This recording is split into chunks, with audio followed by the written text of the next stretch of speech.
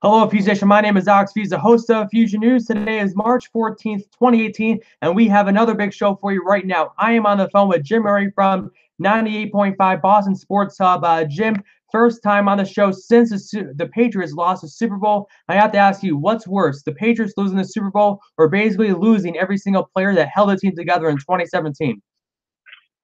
Losing the Super Bowl, I still have a hard time wrapping my head around it. I guess I have to come to grips with the fact that Nick Foles is a lot better than I gave him credit for. I kept expecting him to turn into a pumpkin at some point during that game, which he obviously never did.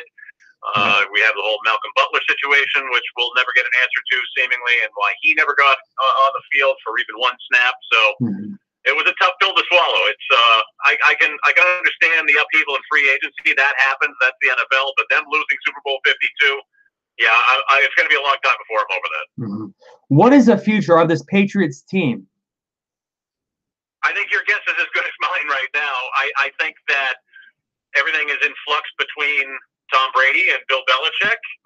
It doesn't feel like that whole behind-the-scenes thing has been resolved. If that Seth Wickersham piece and others have reported on it as well, like Tom Curran of NBC Sports Boston, like that's all true. I think you're delusional to think otherwise.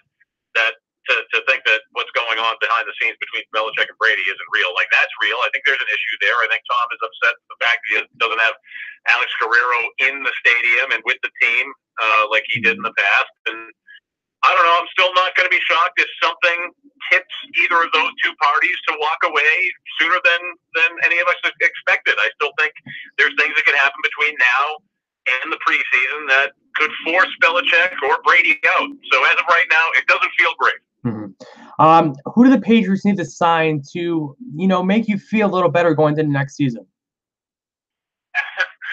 Before today, I would have told you Nate Solder, but now he's with the New York Giants on a big deal. Seeing what the numbers are, I guess I can't be too shocked that the Patriots didn't match it.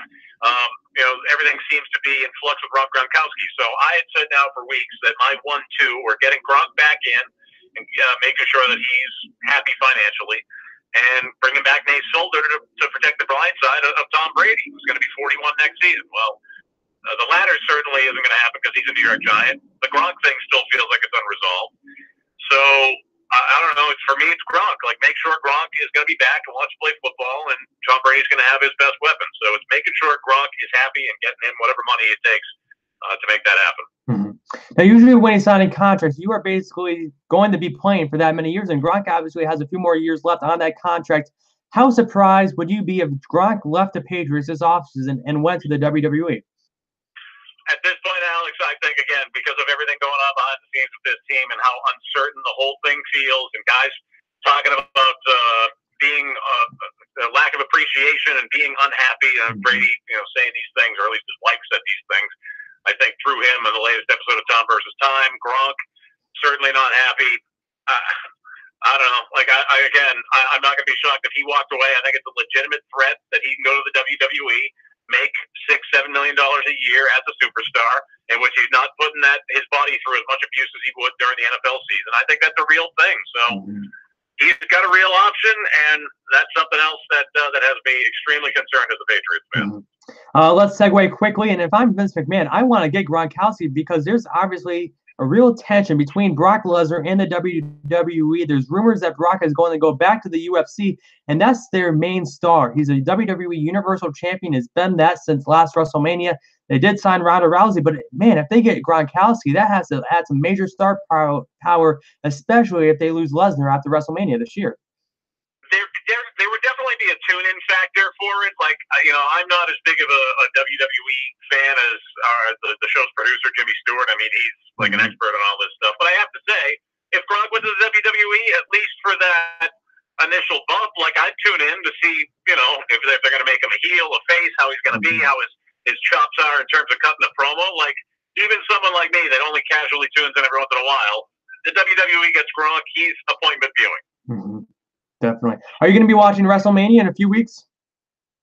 I am not, honestly. No, I know, like I said, Jimmy Stewart, that's more the guy to talk to. I know he's going to it with some of my other coworkers, but no, it's been probably 6 or 7 years since I've seen it WrestleMania. Oh, wow.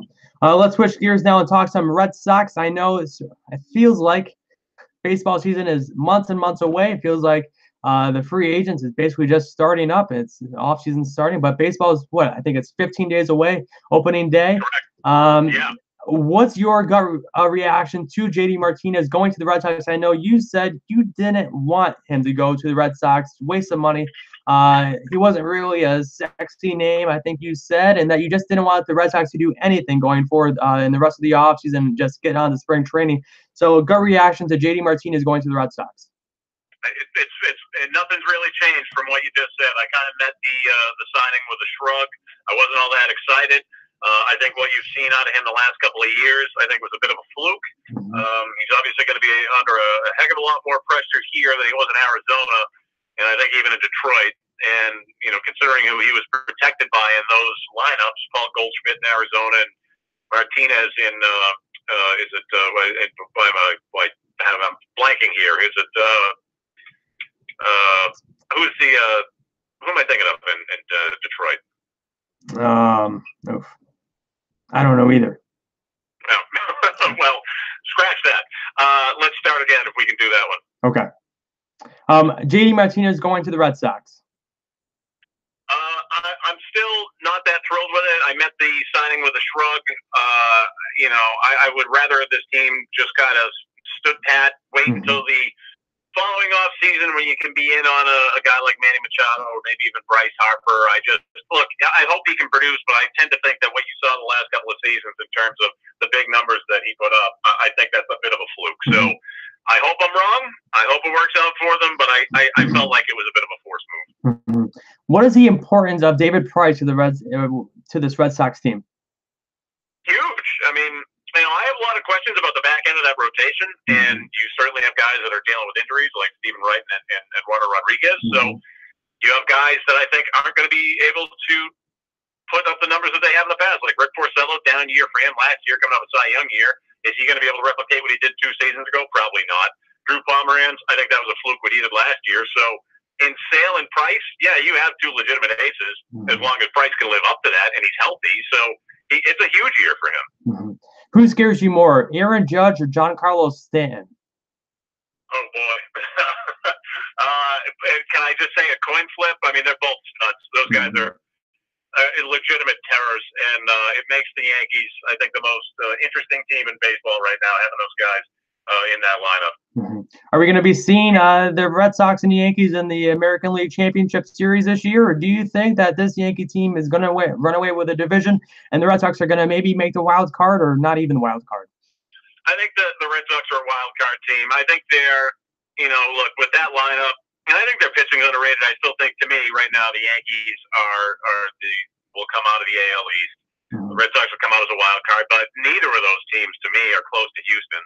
And I think Cleveland still, especially with Terry Francona there and guys like Lindor, those 2 teams are the class to me in the American League. All right, Jim, last question before I wrap up this Fusion News interview. I forgot to ask you about Josh McDaniels, and my reaction was surprise. And what is the importance to Josh McDaniels to this Patriots team this upcoming season? I think the importance is he's the buffer between Tom Brady and Bill Belichick, because at this point, based on everything that I've read and hear, I don't know how good that relationship is between those 2, if you can even call it a relationship at this point. So I think part of McDaniel's role here, the way I look at it, is that he's the intermediary between those 2. So it's important that he was back in the fold and didn't end up taking that gig in Indianapolis. Definitely. All right, Jim, thanks again for coming on my show today. And where can the Fuse Nation follow along with you on Twitter? On Twitter, at Big Jim Murray, BIGJIMMURRAY. All right. Thanks again, Jim, for coming on my show tonight. Greatly appreciate it. Thanks, Alex. Appreciate it, man. Take care. Thank you. Thanks. All right, Fuse Nation, you just heard it from the Jim Murray from 98.5 Boston Sports Hub. We talked the Patriots, we talked wrestling, we talked Red Sox and Yankee baseball. All right, Fuse Nation, thanks again for watching and listening. I will be going live, I think, with another show later tonight. I'll keep you updated with that on Twitter at AlexFuse. All right, Fuse Nation, thanks again for watching, and I will be seeing you very soon. Thanks for watching.